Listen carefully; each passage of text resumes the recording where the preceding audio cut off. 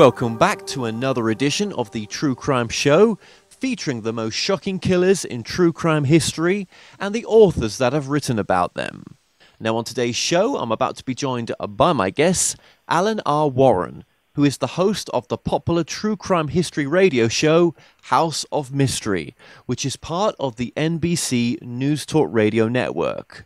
Now, Alan received his master's degree in music from the University of Washington in Seattle, a Bachelor of Arts in Criminology from the University of British Columbia in Vancouver, and a Recording and Sound Engineering diploma.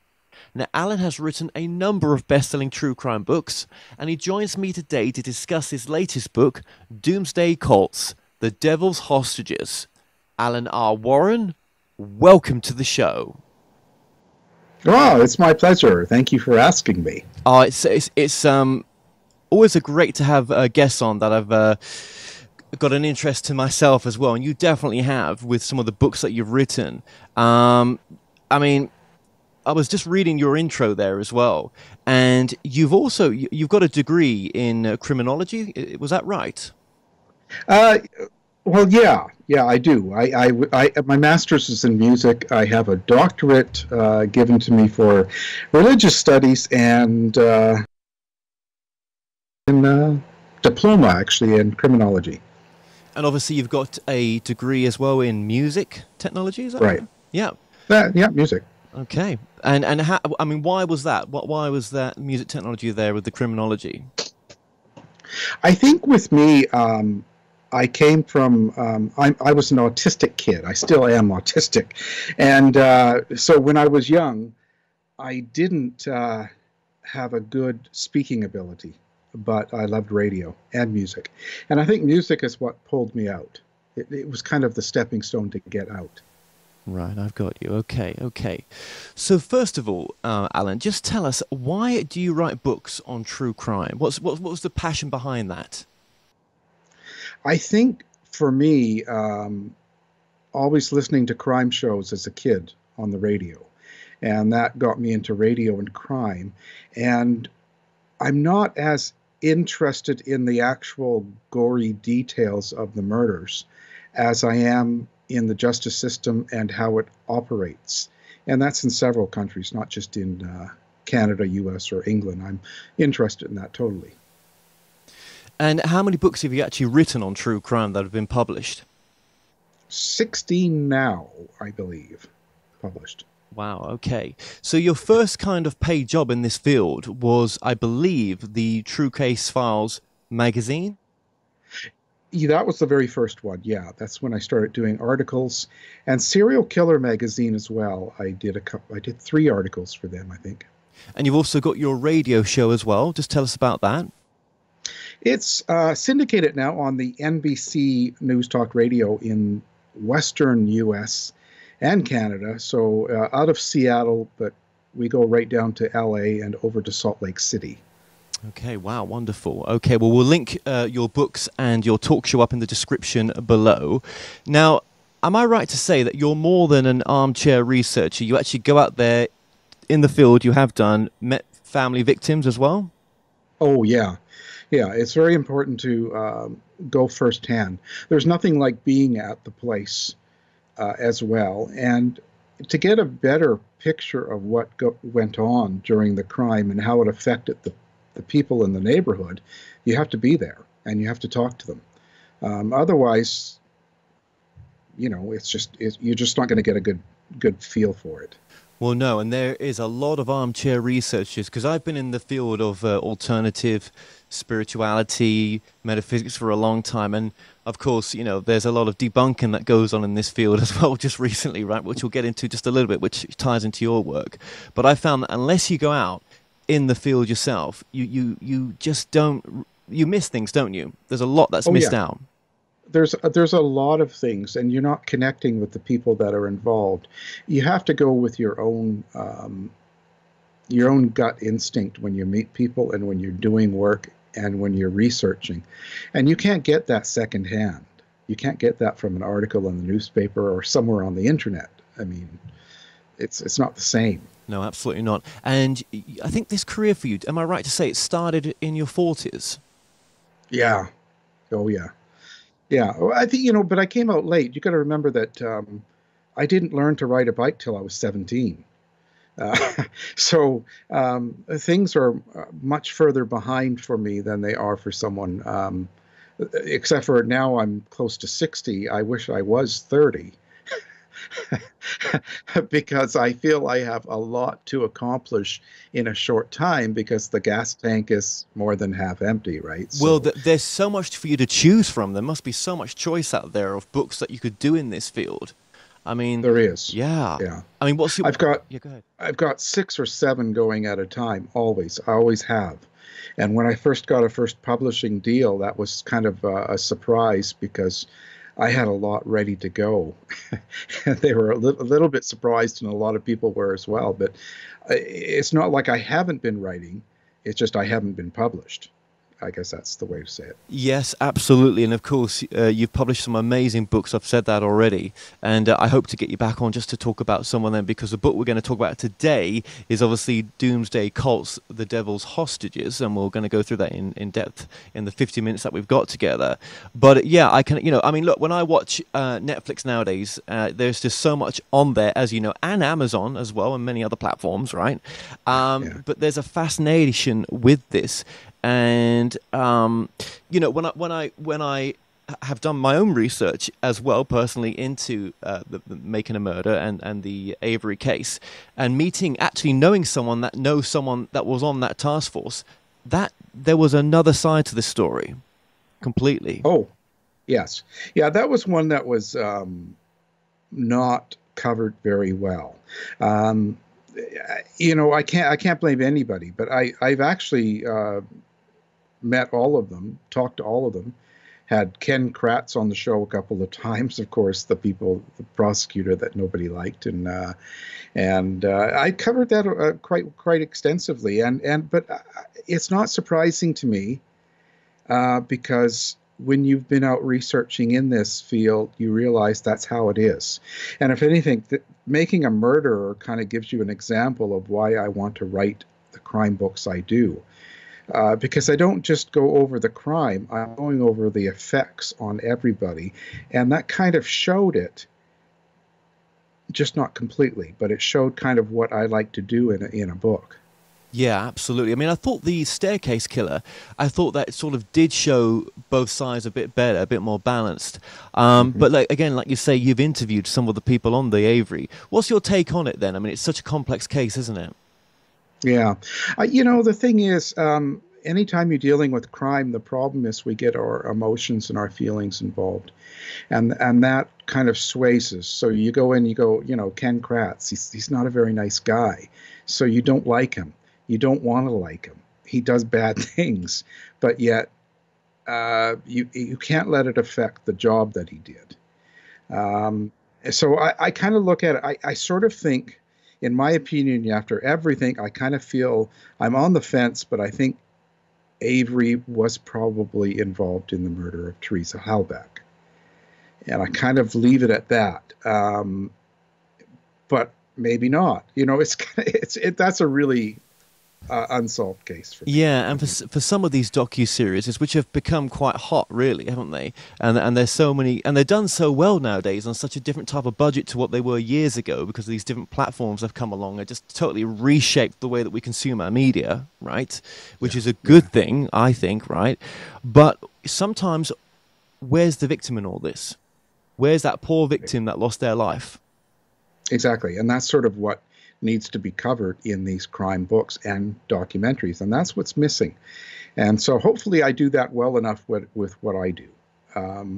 It's very important to cover that, and it's also very important to cover why things happen. People miss out so much, and it's good and it's bad. The documentaries we see are good, but then I'm kind of worried that the public in general jumps on. I mean, if you look at the hate mail people got over that, and it's just not right. I'm not happy with that. Well, there must be a reason sometimes why the Innocent Project doesn't cover certain cases, because they know that there's much more to it than meets the eye, and there is someone that's in is probably guilty for it, but I'm not. Should we say no more right now? Maybe, right? Sure. Yeah, Yeah. yeah, No, it's one of those. Yeah. I just. Yeah. yeah, absolutely. And with any true crime books that you've done, have you ever sort of asked that question? Am I giving publicity to someone who doesn't deserve it? So, for example, in the case of Avery, let's just use that because we're talking about it, right? The prosecution never wanted to come on to that docuseries. Did they do that? Most times, the detectives do that as well. Because you know what? They didn't want to give him any more publicity than he had or deserved. I think it's always different. In that particular case, I think the prosecution was under the gun because of the charges against them from previously doing it. So I think there was a financial, and before the documentary, it was not that popular. I remember interviewing the prosecutor that took over, and he even wrote a book about it, and how nobody cared. It was one of those that it didn't sell, it was doing nothing. And then once it got on Netflix, it became, everybody from Nancy Grace was talking about it. Yeah. And once she talks about it, look out. But then, absolutely. But I'm doing a murder docu-series right now in the UFO community, and I filmed it last year. And that question keeps coming in my head when I'm putting this out. I'm giving the platform to the guy really that did this murder, and the other participant in the murder won't be part of it because obviously he's as guilty as anything, right? But is giving a platform to these people. It's that age-old question, isn't it? Do you know what I mean? It's like you want to tell the story, but how do you not tell it without giving the platform to someone? I think that you can't. You've just you have to realize when you're writing or doing a show like a docuseries, why are you doing it? That's the question. So what is it that you want people to walk away with at the end of it? What do you want them to feel? So if you're just displaying the evidence you have and what that's fine. Just make sure you're balanced. Make sure that you do talk about the victim. You talk about what was missing out of their life, what's left of their family, and what did the justice system do? Did it work? That's the big question. I want people to think about that when they finish my books. Did it come out correctly? Did it finish? Did the justice system work the way we wanted it? Absolutely, absolutely. And I have to remind myself, it is entertainment as well. There is that aspect of it, done kindly towards the victims as well, obviously. Because maybe if the victims could speak, they would want their story told. It could be, yeah. And quite often the families that I've met do want to. In fact, some of the books, like one of them I'm working on now, it was just a terrible murder case. And so when I reached out to the family, it was kind of like the different members. It was like, well, do you want a book? Do you want to talk about it or not? And because so many did, I jumped on it. Otherwise, no. Well, let me ask you this question as well. I was going to say this to the end, but what is the most important message in this book we're about to talk about, and also your work in general for what you do? Oh, important message. I want people, again, I want them to look at, sure, here's the story I'm telling. Here's what happened. Here are the people involved, and here's the details.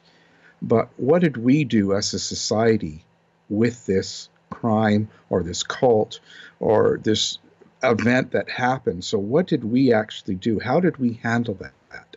And that includes the justice system, it includes media, it includes all of us. What are we happy with the way things are turning out? And I think that's the most important. Absolutely. To me. So what led you to write this particular book then, Doomsday Cults? What was the pull there? I was producing a show that was dealing more in religion and conspiracy and a lot of paranormal as well. I was producing for someone that was doing it. And I used to get really upset with the way programs take these cults, these religions, the paranormal. I mean, you've been in that business, and can you look at what happened with that. I mean, if you think years ago when Most Haunted in the UK with Karen and Yvette Fielding was kind of like the only show on, and there was very limited exposure to what it came into, and the rules that come with the television programs on that subject, and it was driving me nuts.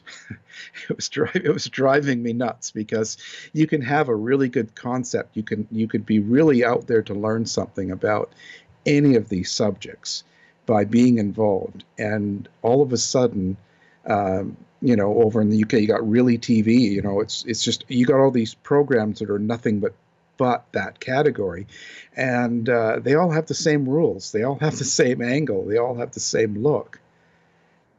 And I was just going to say, then you're losing the whole idea of, if you believe in ghosts and afterlife and mediums, and you want to get into that, then get into it, but do it honestly and do it a raw sort of picture or show. You get in there and really do it, not all of the stuff that comes with it now. A lot of talk.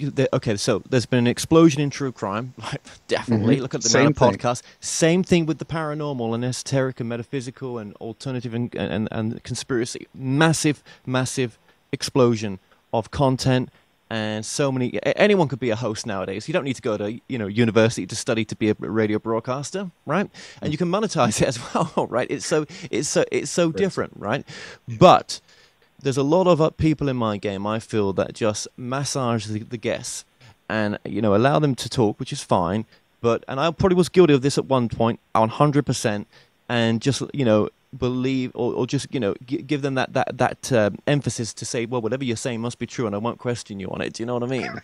Yeah? Yeah. Because, I mean, of course I believe that the soul continues. But to say what it is or to define it, I have no idea. I have many guests on that have near-death experiences, past life regressionists, all sorts. Even I'm just doing a series on channeling. But with discernment, yeah, right. Right. I mean, we want to be told what to think, what to do, what to say, and we, like someone else that came on my show said to me, we don't want to take responsibility for it, and that's still going on right now as we get into the cult subject. So, just very quickly, and I want to get back into my field because there's a reason why. But how would you define a cult? I don't anymore. When someone asked me that, I used to say, well, it's a small group that has some sort of religious or background in that sort of way, and I can't anymore, because you get to what's the difference between a religion and a cult, and you get all these questions. The idea in the beginning part of the book, I was talking about how Jesus Christ as we know it and Christianity started, it was considered a cult at the time. And if it wasn't for the emperor of Rome converting and changing it and making it a religion, where would it be? And I'm not saying that to put it down, but what I'm saying is, what would we do with a character like Jesus Christ today if we had this guy walking around saying he can heal people, he's God's son, and preached whatever the preachings were. So you get out there. So you have to look at that and kind of go, well, how do we feel about that now? What would we do with that today? And would we call it a cult? We probably would. So I have a tough time defining it. Some people say religion and cult, the difference is religion is something that lasts a while. Some people also say, like Michael Shermer, what's he say? He said it's a religion has money. Has corporate sponsors. A cult doesn't. And so that's, and I don't want to define it that way. That's sort of what you hear. I think it's all the same. I really do. I think that it's about a person looking for an answer. If anything, the cult, just like the paranormal, what you're into, isn't it kind of the new religion? Well, in the sense of, okay, so you were just saying about Jesus there. I'll get onto that. Obviously, Jesus was one of many, messiahs at the time, most probably, right? Right. you know. So yes, okay, so we look at Scientology. You know, Scientology is in a sense, I mean, not that I know much about it, right? But it's all obviously going towards the idea of becoming your own god with a lot of control and other issues there, right? But yes, spirituality to me is the understanding that we're more than our body, and that yes, we are all an aspect of God, and that God is everything. Do you know what I mean? That there is nothing that God is not. But yes, it can become, as you were saying, they're a bit like that. You know, there's many people in my field that people follow whatever.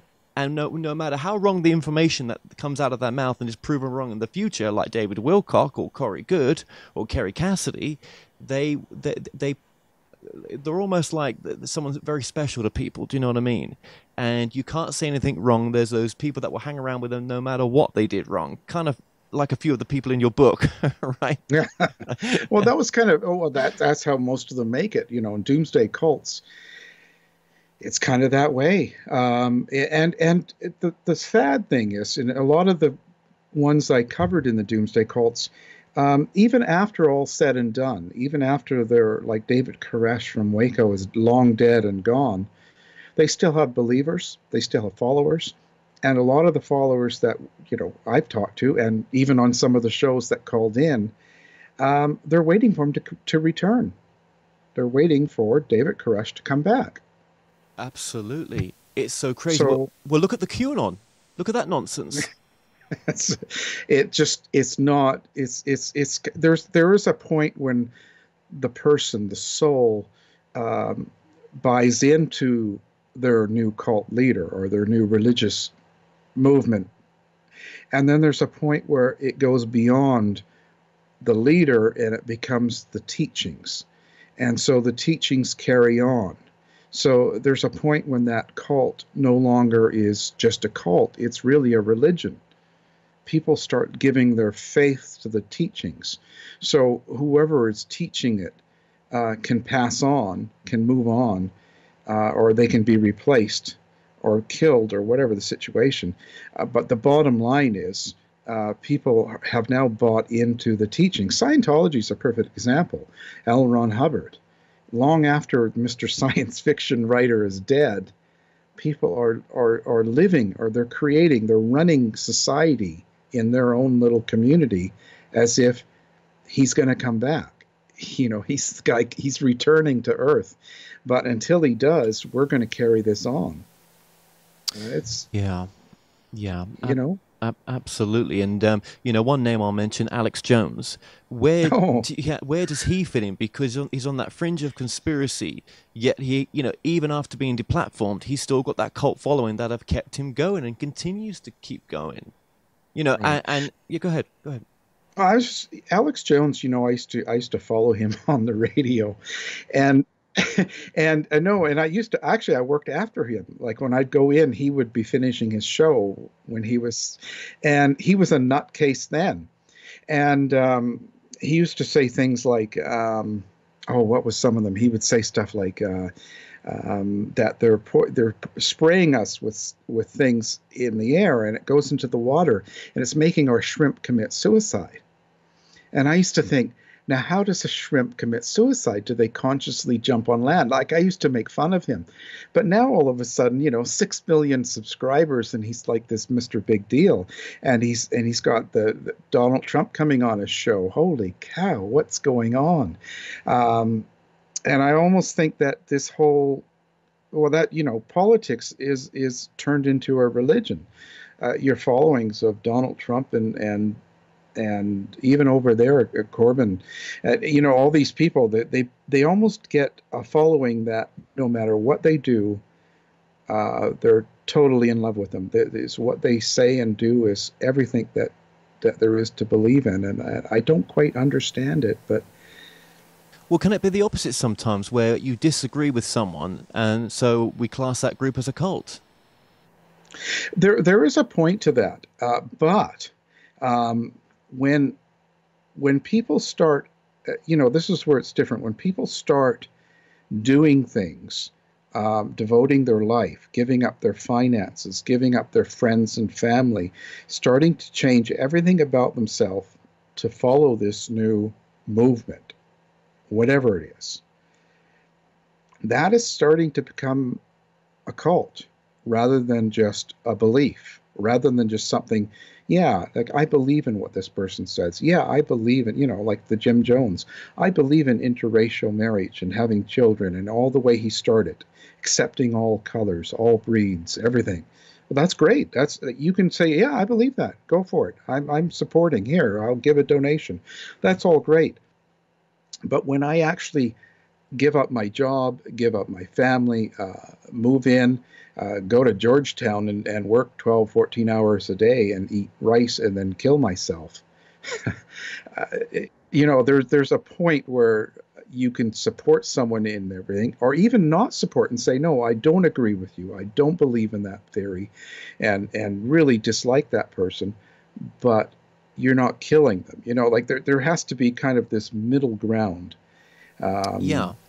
Well, going back to Alex Jones, look, I don't agree with much what he says, but I'm in America as well, and we have the freedom of speech. We do in the UK and other parts of Europe, right, and many other Mhm. countries, and I guess that's I wouldn't want to take that right from him, and I guess a lot of cults as well formed in the US over time because of that particular freedom, I guess.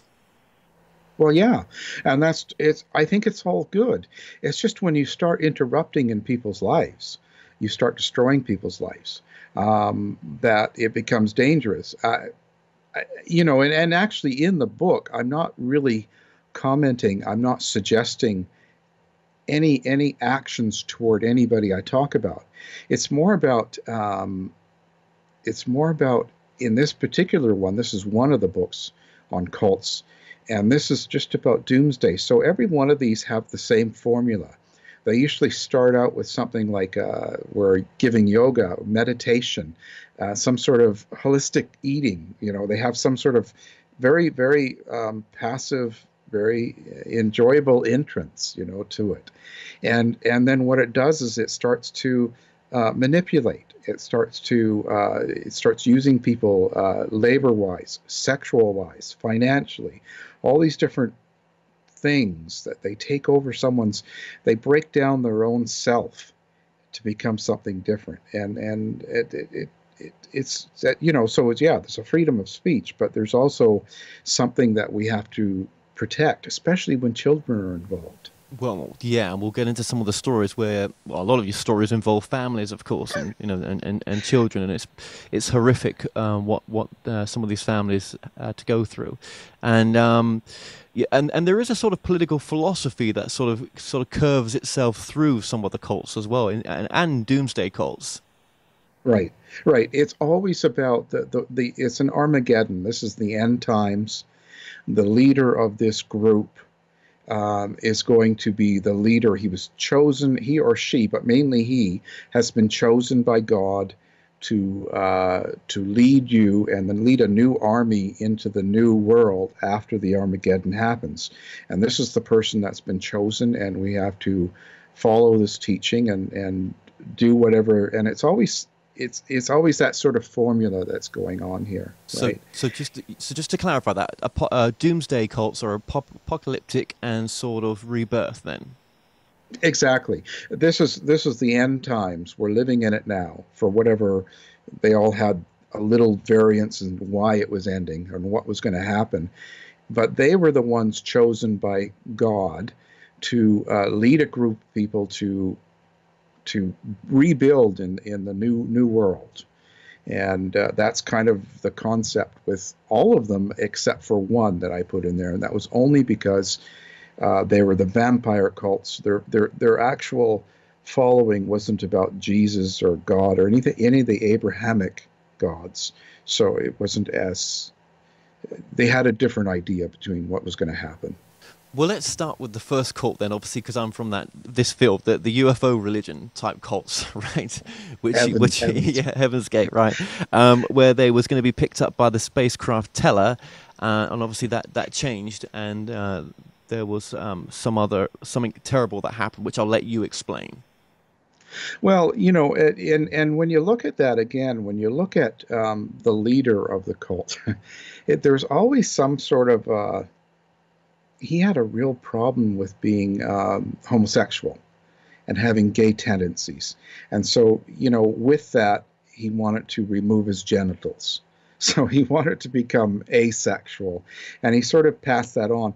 But everything that he did was really centered on those feelings, and that's really what threw him off into this. And when we're in this is a really important topic, because in the current pandemic sort of idea, when we're on lockdown and we've got this virus going around, and remember the very first things that people were doing, they were running out and buying 40 bags of toilet paper, and there was all this mass thing, and everybody's going, what's going on? It's about control. It's about control. And even people that we consider to be normal, average citizens that are just doing their daily thing. They go to work and they clean their house, feed the kids, take the dog for a walk. They have this normal life, but all of a sudden something happens. As soon as you feel out of control, what's the first thing we do? We do things that we can actually manipulate. So we go out, we'll buy toilet paper, we'll buy all these things, and it's about gaining control. Now that's what's happening in cults. That's what it's about, getting control, and it's not about the little things. So when people say, well, how could they have all committed suicide, so to speak, drink the Kool-Aid and we're all going to die? It's because they were convinced of the new theory, and that gave them control. These were all people that felt.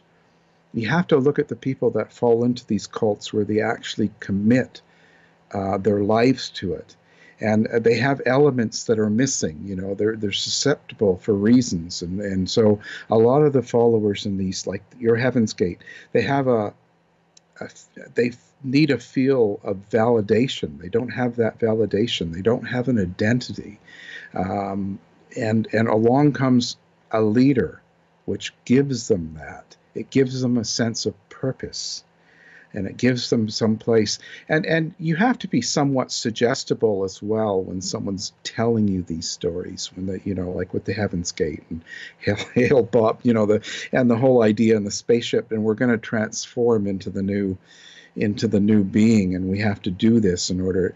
And there has to be that low self-worth that allows us to be recruited into that. And it doesn't put me better. It's just, I think that we're all in that situation. We all feel that sometime in our life.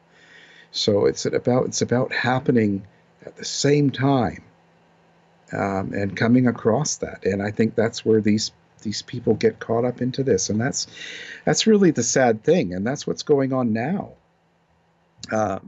We're seeing it all over. The people protesting being on lockdown, in the States now, it's just crazy. You've got all these things going on, and I don't see them that different than the cults. And when you talk about the Heaven's Gate and the Comet and Marshall Applewhite, that whole thing, it's really not different. Some of the scenarios have changed, but it's the same action reaction that we have. So just take us then to the last few hours of the Heaven's Gate cult and what became of them. Well, I think with this, they were all talked into, and they all believed that they had to get on this UFO that was following the comet, and this spacecraft Tela would help them with the transformation into the new version of who they're going to be.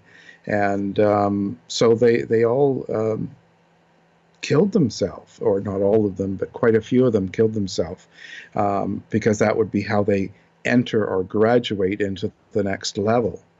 And it was a process that they believed they were going to. And Applewhite just, that was it. You have to transform from physical, biological bodies into a spiritual change, and that was what he talked him into, this UFO. And it's really quite fascinating how he took a lot of science fiction too. He had a lot of Star Trek influence. The away team, and a lot of his talking came from pop fiction in a sense. It's not, Star Trek was not real, right?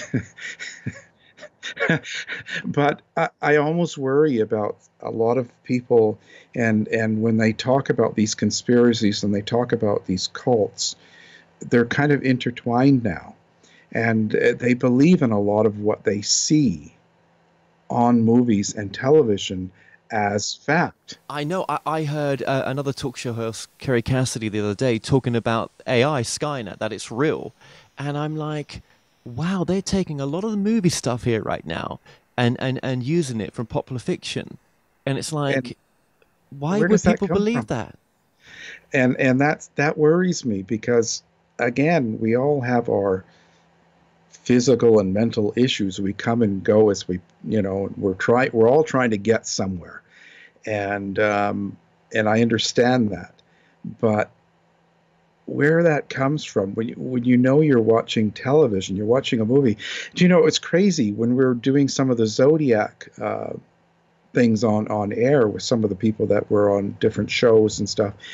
People actually call in and believe, well, they caught the Zodiac. It was in that movie. I saw it, and you think, no, it's a movie. It's not fact.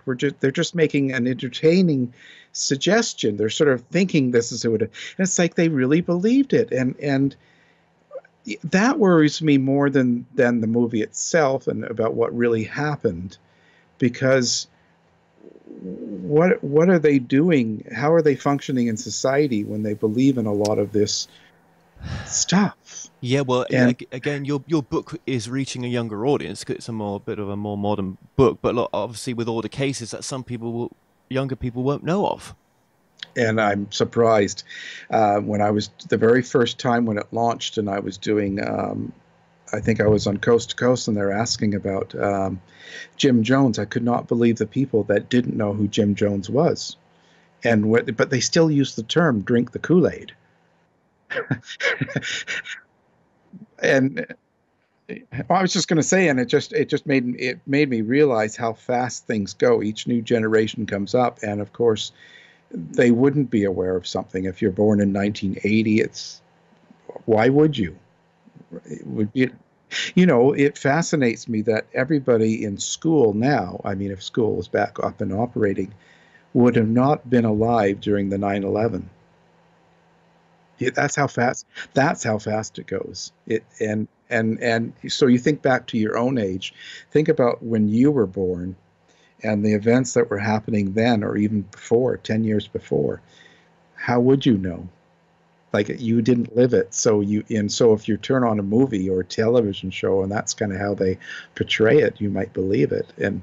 But that's kind of that actually puts more fear into me than anything else right now. Well, hopefully books like yours help to, educate people as well as entertain as well. And just before we move on to Jim Jones and others, obviously one thing I wanted to say as well is that, not all cults are I would class absolutely, are murderous cults. Let's put it that way, right? Where you've got the self-help gurus. Let's just go to that just for a second, right? They're sort of more peaceful in a sense, right? But Right. can they be just as sociopathic and psychopathic? Oh, for sure. And just to step back, when you say, well, not all cults are murderous, well, of course not. Not all psychopaths are murderers. Not all sociopaths are murderers, right? So that in itself, just because they do bad doesn't mean they're not a cult, or does not mean that there's not something a little bit more nefarious going on. It just means they're not killing. And when you get into self-help gurus, yeah, look at people like Bikram yoga, right? And there's all sorts of groups, and even the Japanese one we talk about, the AM Shinrikyo, Supreme Truth. That was the same thing. He started out as a yoga instructor and someone that would meditate and teach meditation, but they ended up doing sarin gas in the Tokyo subway, right? So this is not. It does start out innocent, and I do get backlash for saying that at times, because I've said that in other shows, that a lot of these do start out as a fairly innocent, passive. It seems very helpful in what they're doing, and it's something people are doing all the time. It goes into something that turns awful, and I don't know, and I don't believe necessarily that even the leaders, that when they start these groups, are thinking in their mind, this is what I'm going to do. I don't think that's how it starts, but it does develop over years into something that's pretty terrifying. Well, obviously you've covered, murders, many murders, and do you ever think to yourself that they are brain damaged? There's something wrong with their brain that if the brain could be studied, would they see a difference in someone that's committed serial killings compared to a brain where someone's not lived that life? I would think so. I would think something. It's far beyond what we can do now. I don't think the science can figure that out now. I don't think and another kind of I don't know what bad thing is, a lot of these serial killers or people that do get caught don't get studied. They get studied from a psychological point of view, doctors, and it's always after the fact or from a distance. It's not like they take serial killers and put them in a room and then study them and for years until they pass on or cut their brain open and do all this. We just don't do that. So I don't know how far away it would be before we really figure out what causes these people. It seems to be a lot of childhood issues as well. There's always obviously some people that I've interviewed that have committed murder. There's that disruptive, unbalanced, terrible bloody childhood that they've had. They've not had a normal childhood, most of them. Well, that's there too, but then there's also ones like that, the Colonel Russell Williams that had a good life, but was a serial killer, and even look at Rodney Alcala, the game show dating game killer and stuff, right? I mean, he was an honor student. He was very good at what he did. He got jobs, photography, L.A. Times, perfectly good at what they do. They're and they didn't have a bad childhood at all. I know, I've got to be careful when I say this, because obviously, we still have to take no matter what's happened in our childhood, we have to take responsibility. Do you know what I mean? We've got, Right. we can steer our life in the direction nowadays. So yeah, but I've just, from the few people who have committed murders that I've spoken to, some of them, the childhood, it was a bit disturbed. But like you say, not everyone. Not everyone. Yeah. I mean, not everyone, and it's not always how it seems. And why is it some people can take these challenges, be it in a terrible situation, terrible childhood, and come out of it and do well in life and live a fairly normal, productive, and even develop a good love life in their throughout their time, and then someone else will take that happened to them and turn it into something that's ends up being really, really awful. I mean, I want to get into your book, right? But I know I've just got a short amount of time with you, right? And it just goes too quickly. But obviously, the work that you do is almost like the study of the nature of evil, in a sense. What is that dark side that comes out in people? And some of these people blame it that it's the voice in their head or whatever that spoke to them to, that they've got some inner demons.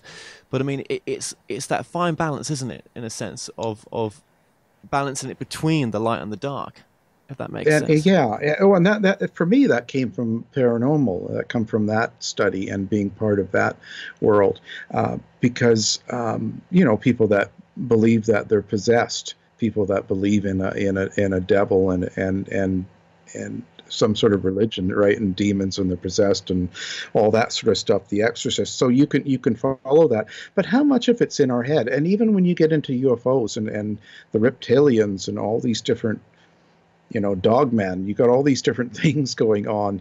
How much of it do we create with our own mind?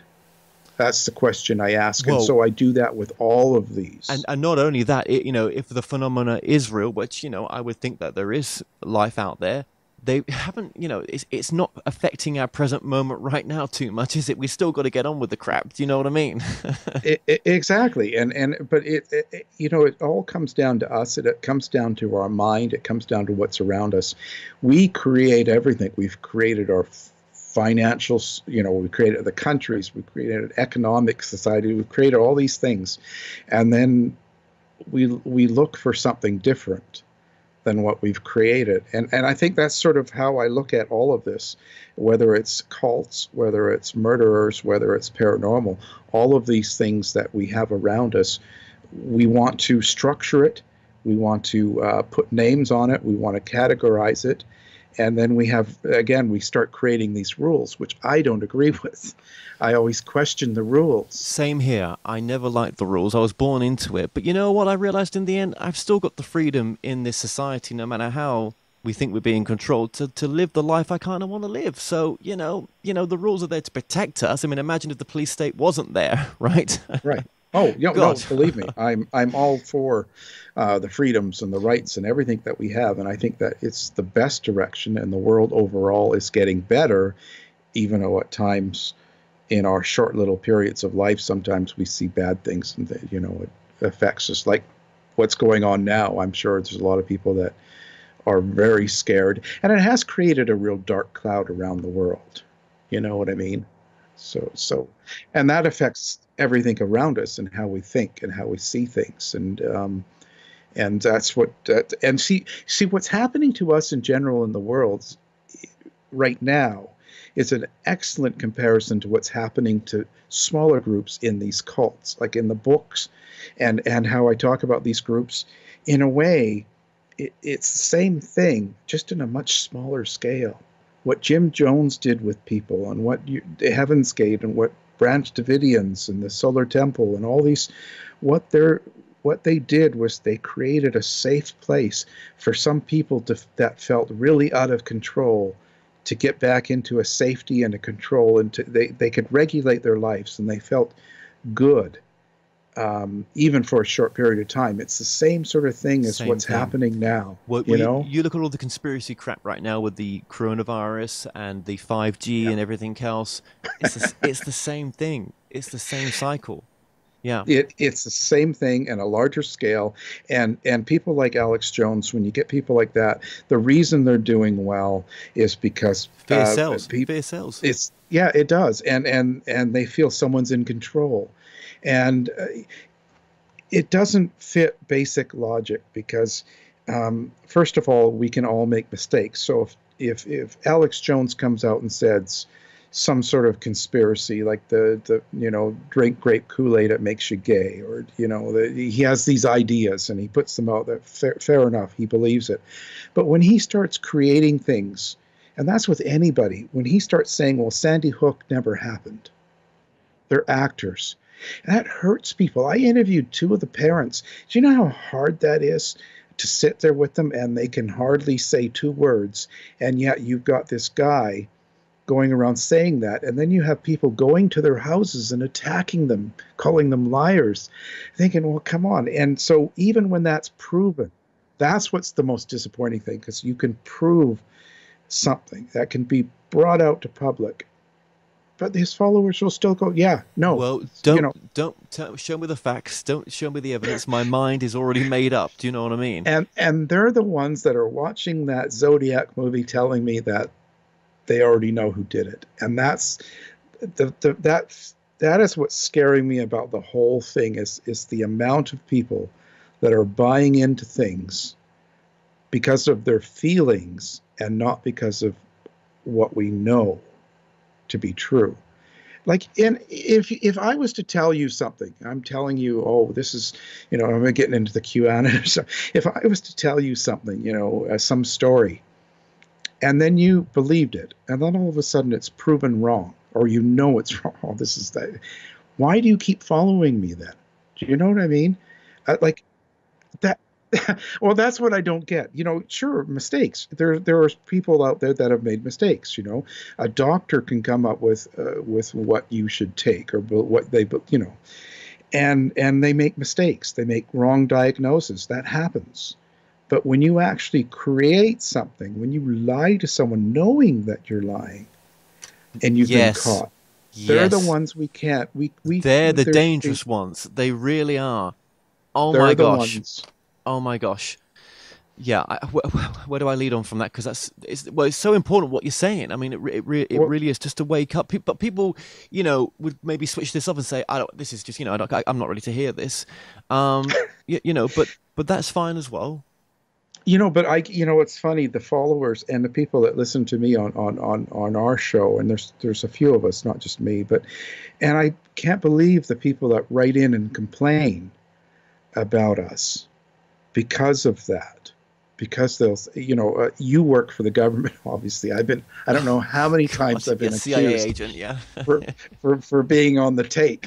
And it's like, I'm waiting for that paycheck But because but it's not. isn't that the greatest thing to do? That kind of when people use that tactic all the time, right? To say you're disinformation agent, you're this or that, because you don't Mhm. agree with their narrative. But they, and they don't agree. Actually, most of these people don't agree with the system in the sense that if even if there's been a court trial, doesn't mean it's true. That Right. reality and all those people that attended that court trial, it never happened. I'm going to create a new one and follow me, basically. Do you know what I mean? Well, we haven't landed on the moon, right?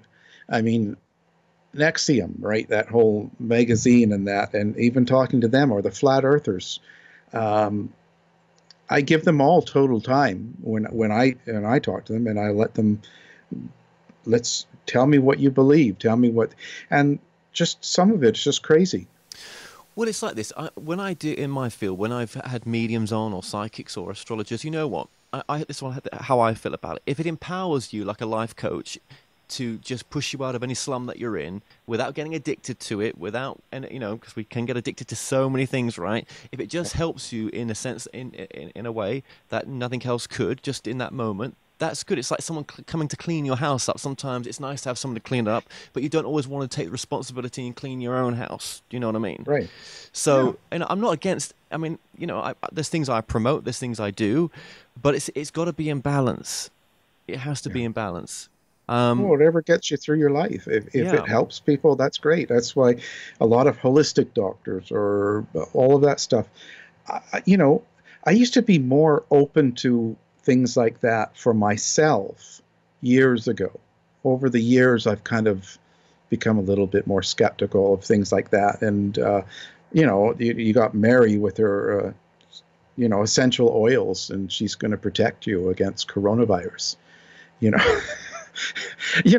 And and I think, well, come on, there's a certain place. You know what? I kind of look at it as there's a death of expertise in society. We don't go to a doctor anymore. We're not looking to someone that's, if you've spent 4 or 5 years or 10 or 20 years learning a certain field, then their opinion is going to be more important than someone that doesn't, and that seems to be an offensive thing to say now.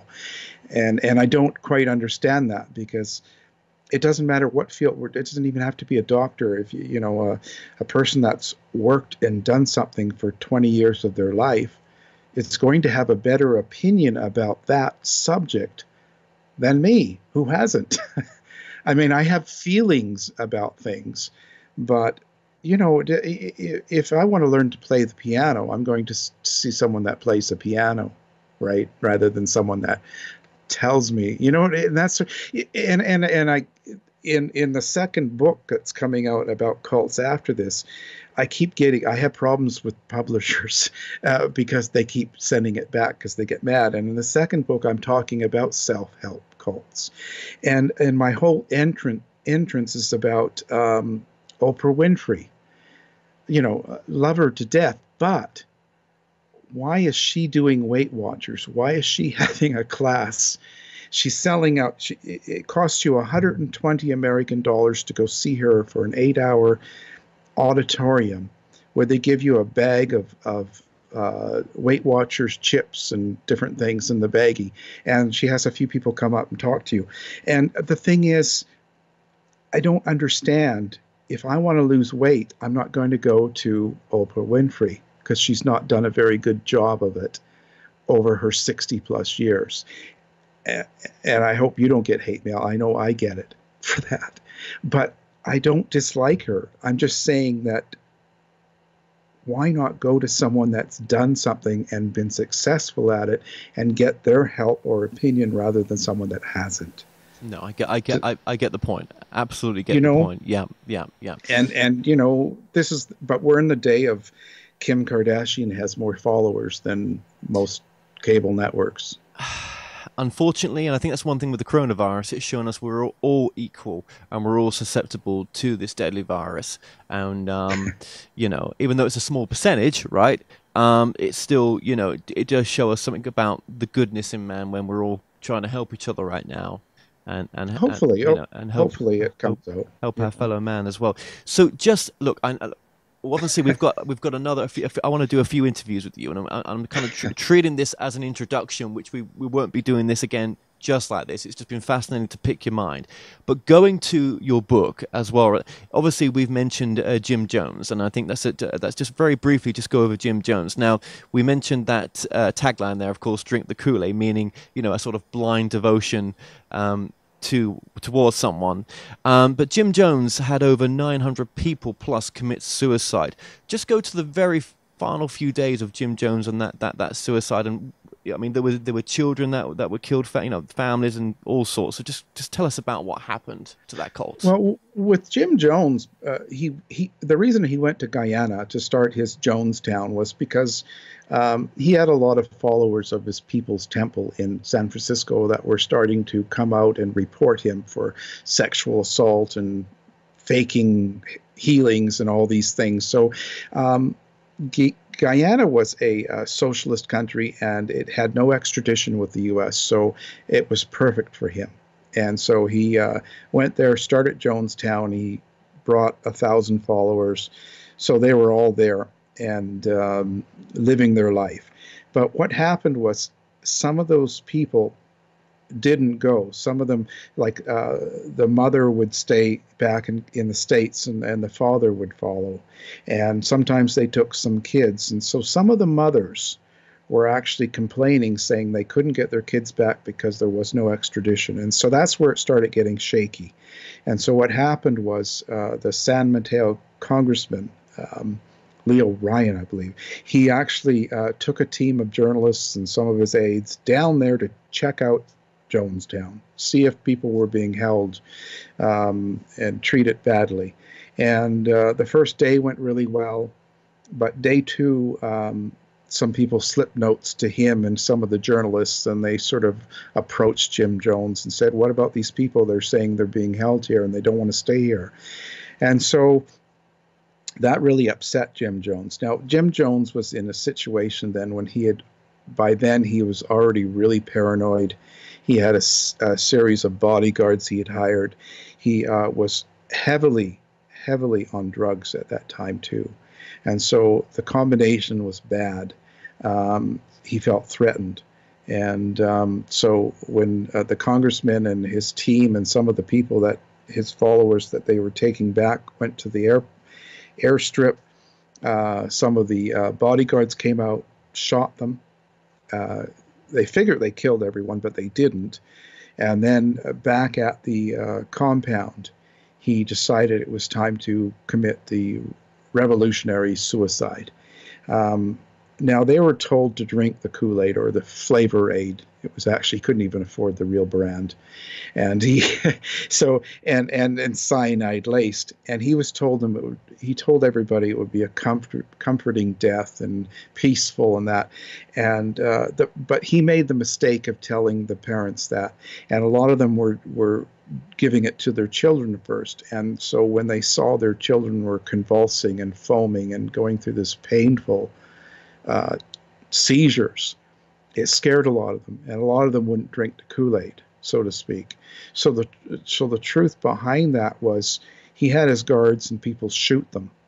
So a lot of the bodies, when they first flew over the compound, they thought there was maybe 300 dead, and the reason is because the children were dead first, and a lot of the parents were shot and forced to die, and so they were piled high, 2 or 3 bodies high, and so when they were flying over, the authorities at first, they couldn't see all of that they were stacked up bodies. They just could just see from a distance. So I believe it was 912, or I can't remember now. There was quite over 900 that were found eventually. We had 11 or 12 that actually escaped the terror, and they actually hiked 30 miles to the closest town through the jungle and survived. The sad thing is, too, when I interviewed, and there's one lady I interviewed that's still alive today, but man, by the time they made it back to the States, they were so shunned for being in Jonestown. That's the other bad thing. We treat people that get involved in these cults so badly. So she ended up living on the street and just doing drugs and had no life for years. And she had a child too, like at the time, I think 3 or 4 years old, that she carried out of the jungle. And it just ruined her life. And I just look at how we treat them. We shun them. We don't want to help them. We don't want to support them. We just block them out like they don't exist. And they end up having just as bad or worse of a life outside of this cult. And what they were looking for to begin with was some sort of security and some sort of normalcy in life. So they join this group that gives them that.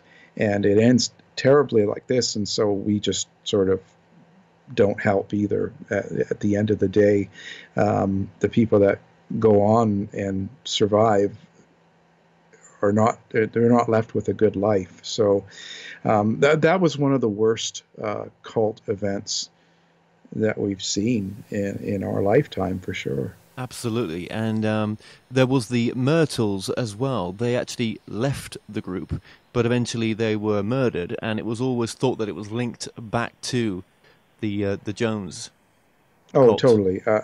They started actually a group for people that wanted to leave the cult. See, and people say, well, why don't you just leave? What happened was just like the Myrtles were a perfect case. They actually moved. They sell their house, they quit their jobs, they up and they move, and they join the compound, they get into it, and so they no longer have any sort of means to get out. These cults take everything away, and they also, they get their followers to believe that what friends and family and co-workers and people that they had outside of that life are bad, and they need to get away from them, and they get them totally isolated. Jonestown is a major totally. I mean, everybody that went down to Guyana into this Jonestown were completely isolated. Those 1,000 people didn't have passports, money, friends, nothing. They were in this camp 30 miles from the closest town through jungle. They worked, were fed rice, and at that point there was no way. How do you get out of something like that? Well, yeah, I mean, and they're sort of mind controlled as well. Do you know what I mean? And financially stripped as well. There's just nothing left. You have Yeah, nothing left. And what you go into, generally when a person goes in, the person that they are gets buried behind a whole new persona that they become. They become the new teachings, the new life. And you talk to cult specialists like Steve Hassan and stuff, that was part of the Moonies that came out, and now he has a lot of books and helps people get out. When you talk to them, you realize how much, as he said, your real person, who you really are, is still there. And it just gets buried so deeply. And to try and help someone find themselves again is the hardest part. That's why getting someone that's believed in some sort of teachings from some group, it's tough to get them out of it because they're so far away from themselves. absolutely. And I believe Jones had a sort of communist kind of discipline about him as well. He believed in that. And the thing is, that's what sold him at the beginning. When he was in Indiana, they adopted children from all around the world, and that cost them a lot of trouble. His wife, there were stores that wouldn't serve his wife because they had a black child. This is this is we're talking the 60s, we're talking the KKK, and we're talking this was the revolution of all that. But there was still a lot of strong pockets in the US that just shunned you. How could you do that? You know, and so they went to California to get away, and they became very popular because he was, when you look at the old films, he was opening his arms, and he would be very. It didn't matter what race they were. It didn't matter if they were gay or straight. He just didn't care. He just embraced them, and he was not separated from them. And that really was what made him powerful. And that's before he kind of went nuts, so to speak. But so that attracted people. So all these different leaders and Jane Fonda and all these revolutionaries were all embracing him because he was doing exactly what they thought should have been done in life by doing that. Kind of like Princess Di back in the days. She would actually touch people, and you never do that as royalty. And she's touching a black child. Like, it was like a shock to some people, but it was the same. Yeah, it was the same thing. And you got in the 60s when you had the separation and you had that division so much, and then you had this family just adopting and taking you in. Come on, you're welcome in this church. We love you. And that was really embraced. And so he was at the beginning. So that communism, sort of socialism idea Hmm. was being embraced. Well, did he kill those adopted children as well? Were they killed in the final days, or? No, actually, and his son was in. He was in another town in Guyana on the basketball team or something. They were at an event, so there was a group of 20 or 30 that were away from Jonestown when it happened, and his Jim Jones Jr., their black son, and they were all in a different place, so they were survivors. I believe two of his children died, and his wife was found shot as well, and just like Jim Jones was shot, and they say that he shot himself. There's also rumors that someone else shot him. It's a kind of a gray area, but they were found dead as well. So, but another thing is over 240 or so of them were actually not. They weren't able to identify them, so they were buried in a mass grave. We really don't know who they were. So it was pretty terrifying, especially back then, because something like that had never happened, and certainly not to that extent. And it was mind blowing. Well, that was absolutely. And I just think of. Did you cover? I don't think you did the Waco tragedy. Was that one that Yeah, you? Yeah, you did cover for that. sure. Yeah, Yeah, yeah. and actually, I talked to with that particular one, I two different members that are still Branch Davidians. They still believe in what they were taught, and they still live today what the teachings, and they're waiting for him to come back. He's going, yeah, he's returning. He was the Messiah. He was Christ, and he will return to the earth, and they're waiting. How They're many waiting. how many people died in that event?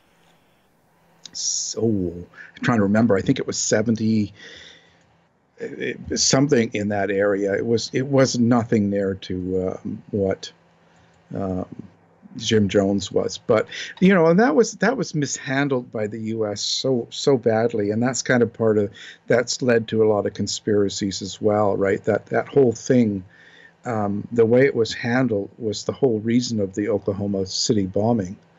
You know, that was in response to it. So a lot of people felt that was, and in a way, when I believe it's Brian Thibodeau, one of the guys I talked to, he was in there with the whole group when the attack happened and it burned down and all those people died. He was one of the survivors, and when you hear how horrifying it was to be in there, and you couldn't get out, and when you hear about what was happened to them, you do realize that they did not do they did not handle that well at all. It should have never happened the way it did, and it's unfortunate.